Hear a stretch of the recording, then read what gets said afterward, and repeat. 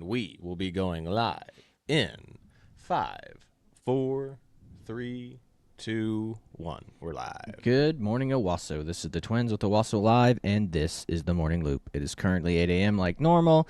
It is like 60-something degrees. Hold on, sorry about that, folks. It is 69 degrees outside, and we got a high of 91 today, so maybe 92, so be prepared for that. It's going to be warm, warm, warm again. It was nice out this morning for my morning run, so enjoy this weather while you can. We got some more hot weather strolling in for the rest of this week. I think it's going to cool down a little bit next week, but we shall see. Now, with that being said, traffic conditions going into Tulsa are pretty fair right now. No real major issues. I mean, it's slow, but it's steady, so it's not too bad at the moment. But if you want to take 75 or try to go through Mingo and jump on 69 after you get past Mingo, maybe that might be your best bet. But with that being said, we're going to jump into today's topic, which is Emmys and Diddies. So, if you didn't know, and I didn't know, the Emmys was this last weekend or Sunday night. Yeah, it got completely overblown by the Trump assassination. I didn't even know the Emmys happened this weekend. Yeah, well, I mean, I honestly haven't followed any. I didn't even follow any of the Academy Awards stuff even when we were in college, and we were film majors in college, and because it just didn't bother me. It's like, if I'm not directly involved in something, I really don't care about it. So it's just kind of the way I feel about it. And for the most part, we live in a social media society, so why do you need to sit through and watch something when you can just catch the highlights the next day? I mean, for any of the games that I don't catch for OSU or OU, I mean, literally, the highlights are available on Sunday. I can watch the entire game without any of the drag or lag and see all the highlights for it. It's pretty nice.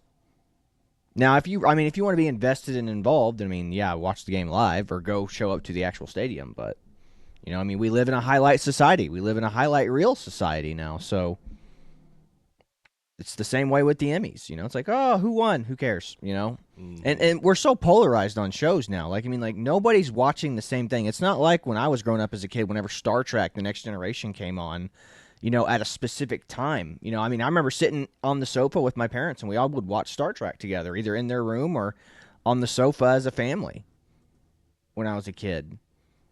And then I specifically remember watching Whose Line Was It Anyway with, Drew Carey, as a family. Like, we'd all get together on the couch and watch that as a family. That was fun.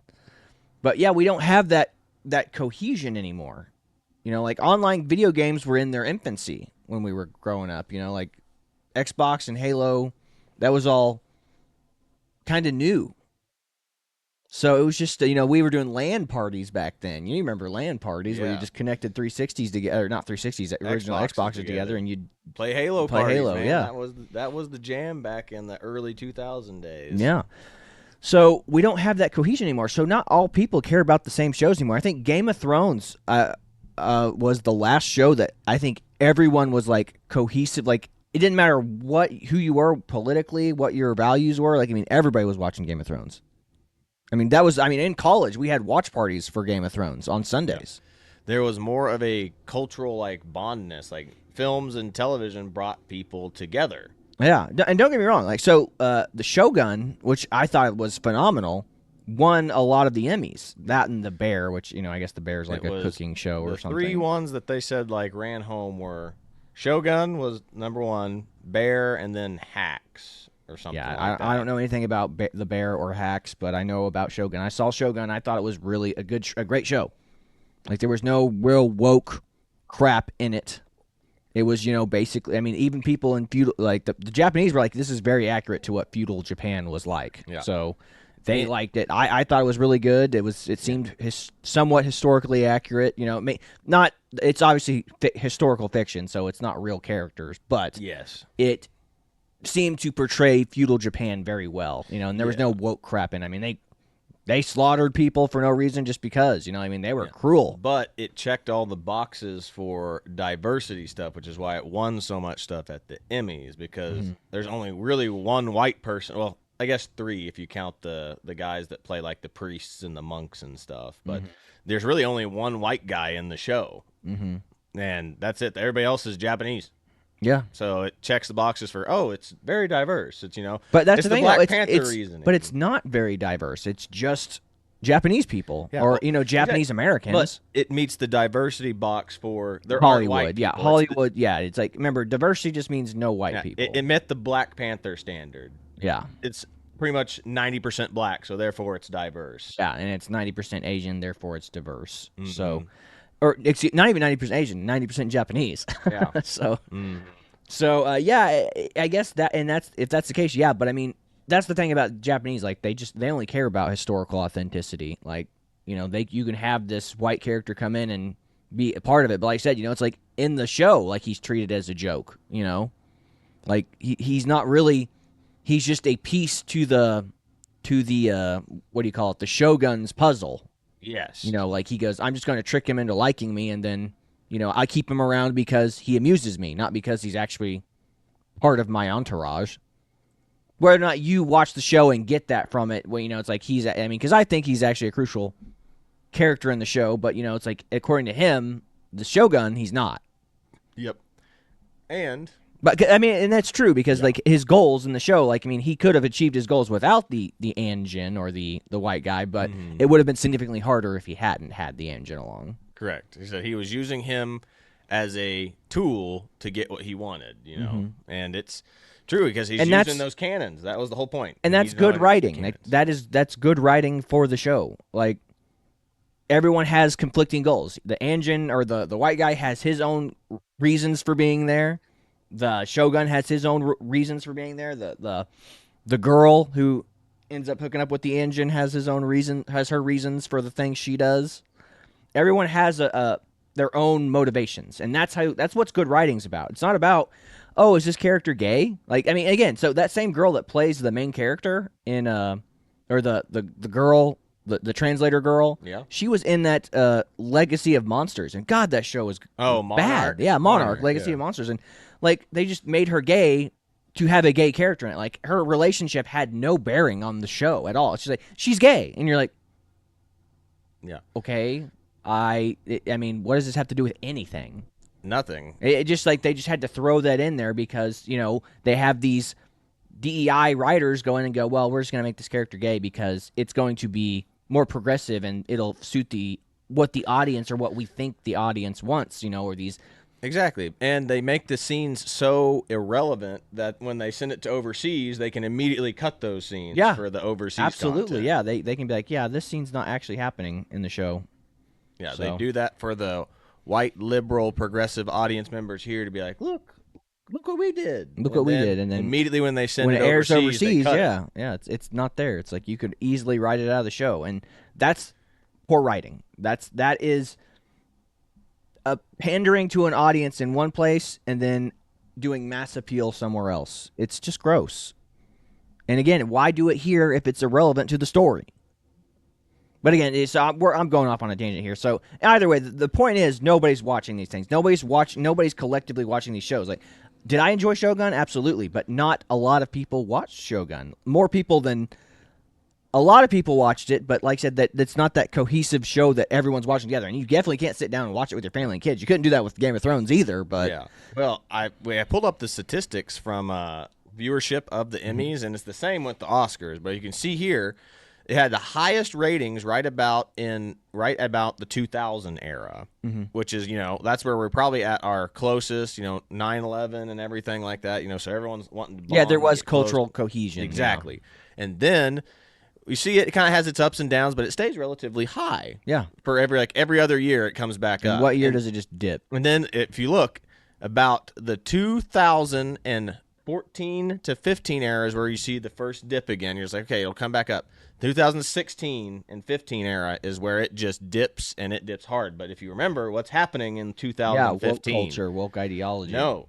Donald Trump starts to run for president. And what happens? All these celebrities, every single one of these events becomes a preaching event of why you shouldn't vote for Republicans and Donald Trump. Now, that is where this happens. The Stranger Things thing where they were like punch a Nazi in the face. Exactly. Yeah, David Arbor. Yeah. This turned into, award shows like this turned into publicity stunts for political things that, half the country doesn't believe in. Yeah. So look at this. I mean, it goes down state. It's slightly on a dip back up right now. That's what they're all talking about. We had 6 million more views than normal. It's like, wow. Out of what you guys used to have, that's pretty pathetic still. Yeah.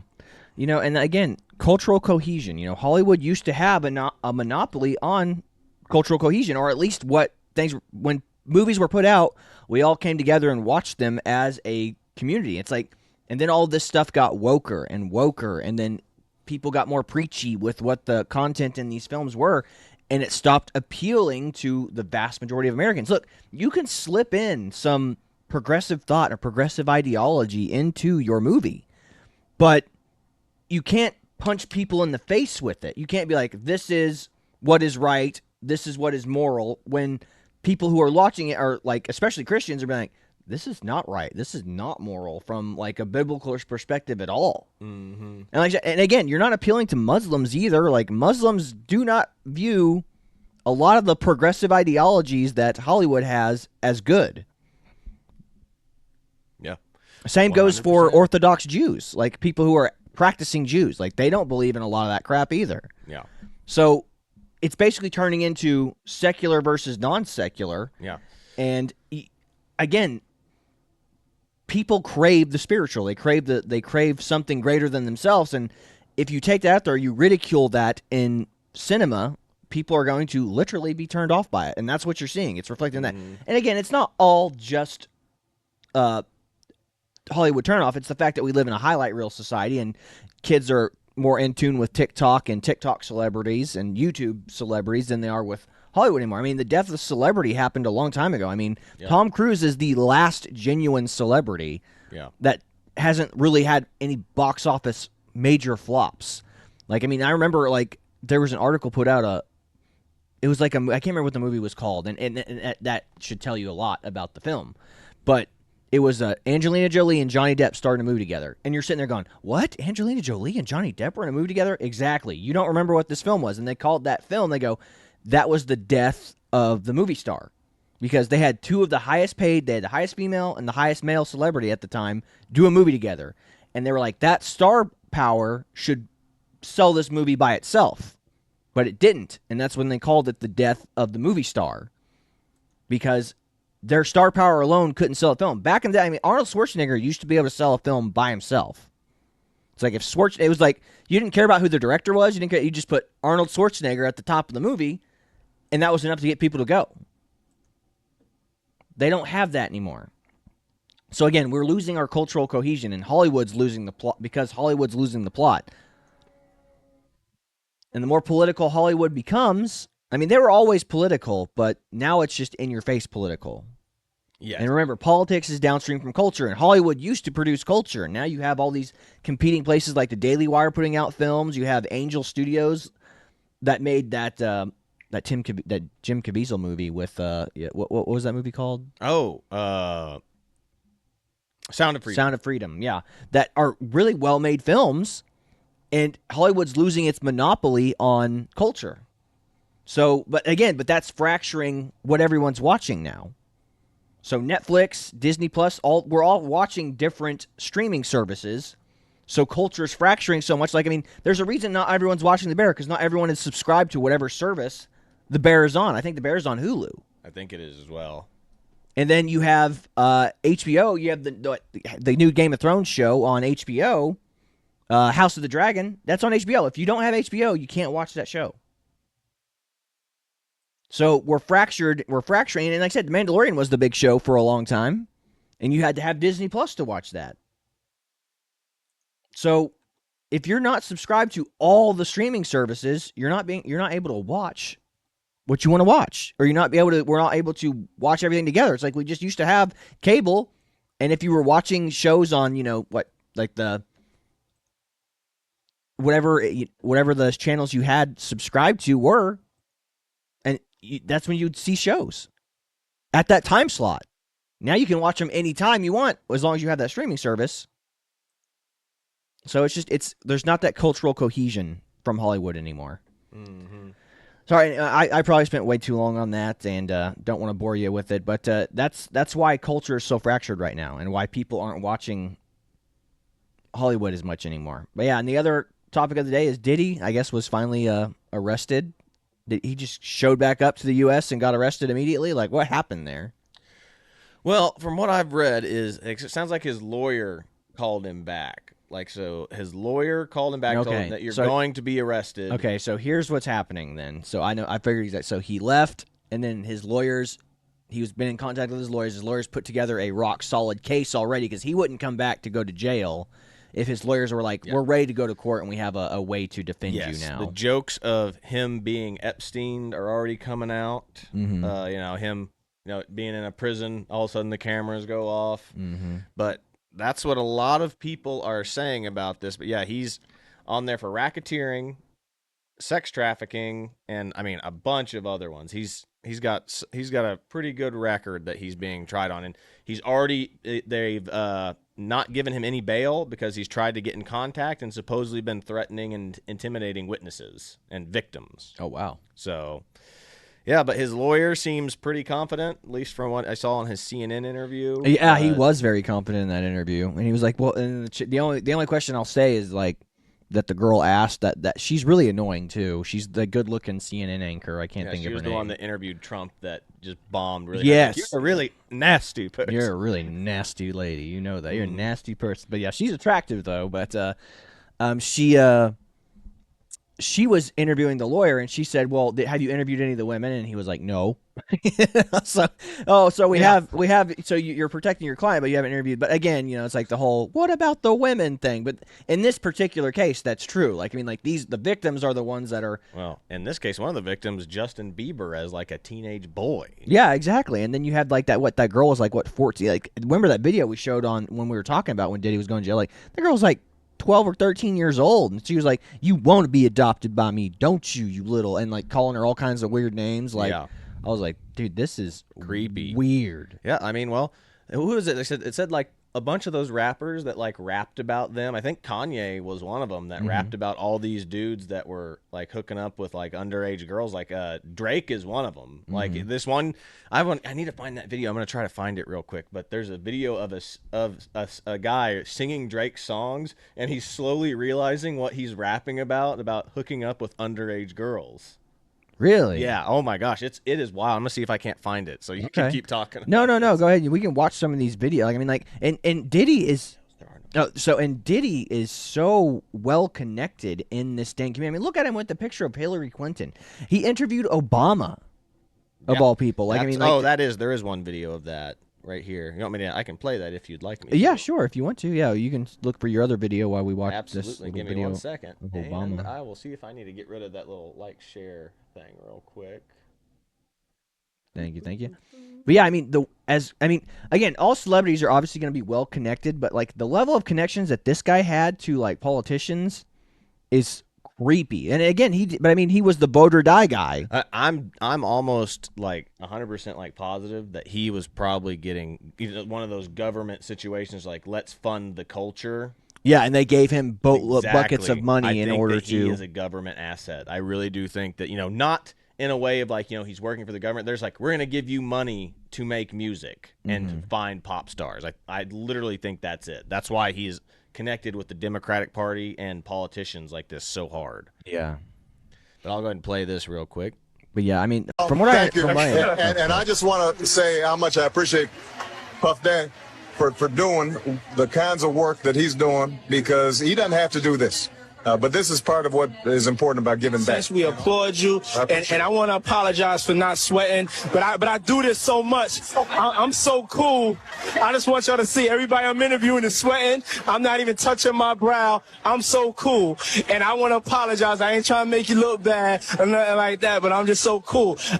We a t-shirt. I tell you, if he was wearing one of those fancy designer clothes he's designing, he'd be sweating just like me. Yeah, I appreciate y'all. Thank you. Yeah, but I mean, it's just the pervasive connection between the Hollywood elite and the Democratic Party. It's just so bad. I mean, I'll tell you that story of Norm Macdonald meeting George Bush. Like, I mean, Norm Macdonald went on The View and they actually criticized him for meeting Donald Trump, or they didn't particularly criticize him, but they were like, "What's this about?" Because that's not something that people in the Hollywood elite circles do. So and how again? So when he went to go meet George W. Bush, like he's sitting there on the tarmac and he's waiting for the president to get off the plane to meet him, and like he's sitting there with Jeb, like he's getting off planes, and then like he looks at the president, he goes, "Look, Mr. President," he's like, "Look, George, I told you he would come." And then Norm's sitting there going, "Wow, I mean, that's how few celebrities." It was like Norm Macdonald, and who else was there with him, Chad? Do you remember if there was any other celebrity there? No, with Norm Macdonald? it was Norm Macdonald, and that was it. And he was like, it's like it was literally him. He's like, I was like really like shocked because you go to the Democrat ones and everybody's there. Celebrities are everywhere, and he goes, it was just me, and I shook hands with President George. Yeah, I mean, he got to hang out with him one-on-one because no celebrities. They are so afraid. So whether or not you believe celebrities are like politicians, they might not be genuine. But for the most part, most celebrities are Democrats, and like I said, they would never be caught dead speaking to somebody on the political opposition because it would kill their careers. I mean, Ben Shapiro wrote books about this and how Hollywood's pervasive relationship with basically the Democratic Party. Like, if you aren't a Democrat, you're not allowed in Hollywood, essentially. And again, Jeremy Boring, who is the God King of the Daily Wire, the CEO or founder of the Daily Wire, he was talking about how whenever he was in Hollywood working as like a little PA, as a production assistant, he had a Bush. Who was it was Bush and Cheney? Yes. Bush Cheney sticker Bush and Cheney, yes, on the back of his truck because he was like one of the few people that had a truck in Hollywood, and he would be able to, and that's why he kept getting hired because he'd be able to like drive supplies around and equipment. And he was saying how there was a celebrity. He didn't say who the female celebrity was, but he was walking to a set or walking to go do something, and she goes, "Hey, kid," and he just yeah, and she goes, "Is that your truck out there with the Bush Cheney sticker on it?" And he was like, yeah, that's mine. He goes, she just looked at him and goes, "You got balls, kid," and then walked away. Like, that goes to show you how it works in Hollywood. I mean, they all know that there is this deep connection to the Democratic Party out there. yeah. And like I said, you can work as a lowly PA assistant, but you'll never rise through the ranks because they will keep you down. So that's the pervasive nature of how Hollywood works. It's sad but true. Mm-hmm. It's like long gone are the days of people like John Wayne. Like John Wayne being like, you need to cowboy. Like, he got mad at that movie, that Western that we got to watch in High Noon. High Noon. We watched High Noon, and where at the end of the movie, the guy he was supposed to defend the town against the bad guy, the big bad guy coming back to get revenge. And he went and talked to everybody in town, and he was like, "Hey, town, I'm the sheriff. I protect you all day long. Would you guys stand with me whenever this guy comes back to kill me?" And everybody's like, "No. We don't want to get involved in any of that." The deputy betrays him. Everybody betrays him in the town except for his wife, whose wife was Grace Kelly in the movie. And he ends up winning the fight, and his wife saves him. And then he turns his back and he throws his badge on the ground to basically say, the town turned their back on me, so I'm turning my back on the town and my duty and my authority.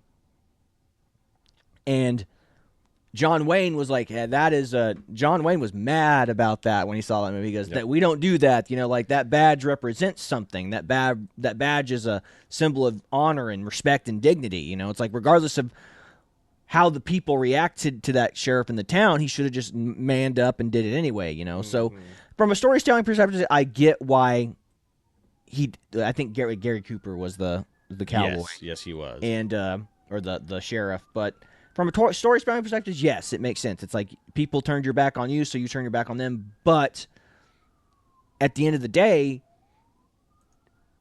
you signed up to do that job, and you represent that town, you represent that badge, and he should just. And again, it's the old strong man of Hollywood. John Wayne being like, hey, that's no. Like, I mean, he should proudly represent that badge and proudly stand up for his community, even if they don't want to. And we don't have that. Like, you don't have a John Wayne guy in Hollywood anymore. The closest thing we have is a Chris Pratt, and he's not openly Republican or anything. He's just openly very Christian. Yeah. All of Chris Pratt's, speeches about there is a God, God is real, you have a soul, you're not perfect the way you are, you need to do better. Yeah. Like, that's great. That is the kind of stuff we need in Hollywood right now, which is why I love Chris Pratt. but we don't have that old school like John Wayne type guy anymore. Again, the guy that's going to be like half of the movies that come out, a John Wayne guy would be like, how dare someone like that make a film like this crapping on America, Real quick on the live, we've got a accident or something. There's cops all over the thing. I guess I'll full screen it real quick. Yeah, see what's going on. Yeah, it looks like there's a little fender bender or something. They got people on the side of the road, Yep. cops all over the place. Yep, got ambulance mustering, a bunch of ambulances and fire trucks showing up as well as police cars. So hopefully everyone's okay down there. We'll keep an eye on it. And like I said, just watch the live stream if you want to see what's going on out there. Exactly. But yeah, so again, old school Hollywood is dead. Traditional values are gone. It's sad. It's sad that that's the case. We don't have a John Wayne anymore, and the closest thing we have is a Chris Pratt. And Chris Pratt's not a bad thing, but there's not a lot of men in Hollywood like Chris Pratt. I think this is it if we want to try it. I think this is it. I could be wrong. Okay, yeah, go for it. We'll go ahead and transition this, but we're probably going to get this taken down on YouTube for, music claims. Okay. Understand, you got 100 bands, you got a baby band, you got some bad friends. High school pics, you was even bad then. Wait, nah. Yeah. See? Yeah. Guns with the ink in, getting under my skin. Pretty little young thing. Ooh, no. This shit feel like teenage fever. No, Drake, no. And that's it, man. Wow, yeah. So Drake is just singing about hooking up with underage girls. Mm-hmm. But again, I'm not excusing it, but we live in that society where like young girls would throw themselves at their celebrities. I mean, I remember whenever Mom was talking about whenever she was seeing girls skipping school, going to like the Backstreet Boys or NSYNC, it's like, he touched my hand, I'm never gonna wash this hand again. Like, I remember that. an insane teenager would literally throw themselves. Imagine being Justin Bieber and being that kind of celebrity. It's like, these girls are going to throw themselves at you, and they don't care because they think that 100%. they're in love with you. And Yeah. Oh, yeah. I mean, even freaking, what's his name? James Bond, the original James Bond. Who Sean Connery. Sean Connery. I mean, women threw themselves at him. Like, they jumped on his car, and he'd be like, lady, get off my car. Like, That's the difference between, boys and girls crushes. I think boys realistically know that they can never get with their celebrity crush. and girls know they can. Girls honestly think that they can. Yeah, I no, just need to spend enough can. time with them. They can get with them. They Well, just now have with to. Instagram culture. Well, even back then, like I said, all you have to do is throw yourself out there and make yourself as available as possible. Do the craziest thing, and you can get with your celebrity crush. Whether or not your celebrity crush is going to commit to you, that's the thing. Yeah, throwing themselves over guys that wouldn't give them a second thought. That's Second the look. problem. Yeah. Mm-hmm. So it's very strange. It's a very weird culture. But yeah, no, it's like my celebrity crush would be like Dua Lipa. Like, I think she's absolutely gorgeous. She's never gonna look my way, ever. Like, I mean, unless I'm a billionaire, like Elon Musk level billionaire, and I can get as good looking as Henry Cavill. Never gonna happen. Like, what's she gonna be like? Oh wow, this guy over here, he is just so homely and normal. Like, he just reminds me of like a normal life that I wish I could have. And then it's like, it'll be fun for her for like 2 seconds, and then boom, she'd be gone. But like I said, she never even looked that way because like people don't like that's not a real thing. Like, women go after people on women date at their level or higher. They don't date down the economic ladder unless they're a manipulative control freak. In which case, they just want to be able to control every aspect of their life, so they go after a man that they know they can control. And that's a telltale sign for a psychopath. Mm-hmm. So, anyway, with that being said, we'll kind of end it with this little rap song. Since we were talking about the Emmys and Diddy, we'll kind of end it with this rap song. I love these comedian guys that I think it's Ryan something. I can't think of his last name. It's going to plague me. But it's Ryan Long, isn't it? Is it Ryan Long? I'm not sure. I would say Ryan. Maybe it's DeLong. Probably. I couldn't tell you right off the top of my head. I think I actually X'd out of it. Let me pull it back up. Yeah, if quick. you can. Absolutely. And you sent it? So. Yes, I did. So it would have been one of the last things. There it is. Boom. First thing that popped up. So this is as you guys know that I'm super anti-abortion. So I don't think it's good for society. And this is a rap song that he made to just kind of, parrots the selfish nature of abortion and how just evil it is and evil people who are for it can be, especially if you're a guy who's telling a girl to do it. But I mean, if you're a girl, it's still wrong too. But just this rap song's really good. I was getting a chuckle out of it this morning. So whenever you're ready, Chad. Yeah, Ryan Long is his name. Yep, I'll Ryan go Long. ahead and start it, and we'll play it out.